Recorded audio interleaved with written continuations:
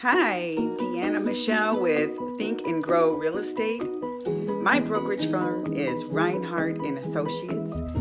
I welcome you to my YouTube channel. Today's topic is the different types of foreclosures. So I thought I would tap into that since today I've been talking about foreclosures throughout the day. So I thought I would just keep the momentum going. I hope you enjoy. So the first type of foreclosure would be a short sale. Now the short sale foreclosure is the type of foreclosure where the seller is still living in the home and may have gotten behind, and that property is in foreclosure or in the beginning process, and has decided to go ahead and move forward on the foreclosure. Now the bank is in control of the final bid on the property. However, the seller is still living in the home and also is facilitating the deal.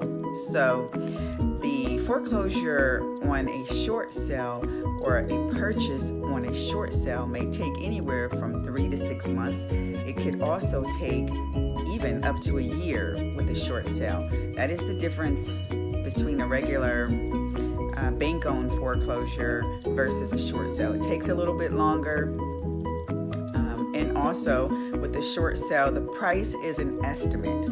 So you could bid a certain amount and think you're going to get it for that price, and then the bank says, no, we want more. So, or less. Well, they will never say less, but in a short sale, the price is not set in stone until the bank has come back and said, yes, this is what we will take in writing, and then you will move forward. The second foreclosure I want to discuss is the bank-owned foreclosure, the REO, real estate owned by the bank. So if you see REO, that's what that means. That is definitely a solid price. When you see a bank-owned property for sale, that is definitely a solid price. There is no negotiating. That is what it is. So when you tell your agent that is representing you, you want to negotiate that price with a bank-owned property, there will be no negotiations. That is what it is. So keep that in mind. It usually takes about 30 to 45 days to close on a bank-owned foreclosed property. A property that the seller no longer lives in, the bank owns it. You can close even in 15 days if it is a cash deal. So keep that in mind. You can close pretty quickly or pretty normal with a bank-owned foreclosed property. Third, I want to talk about auction. With an auction property, that you may look at that property and say, wow, this property is very, it's a very good deal because the price is so low. But then you get to the auction and it goes way above what even the market has suggested to sell it for.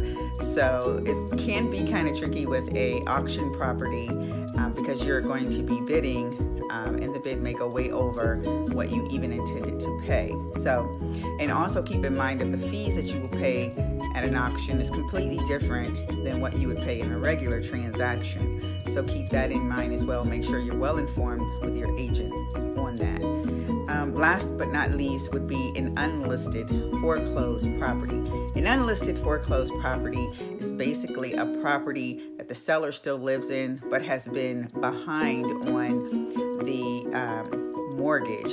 And so what happens is third-party agencies or companies see that is going on through court records, and so they just go without even contacting the seller and list that property as a property that is going to be foreclosed on based on what has happened and based on the fact that they are behind on their mortgage without even telling. And so then you go and contact that seller, and they say they're not even selling their property because they have no idea that property has been listed. So an unlisted foreclosed property is one of the ones that maybe you have contacted your agent about and they can't get any information on it because that property was never really listed.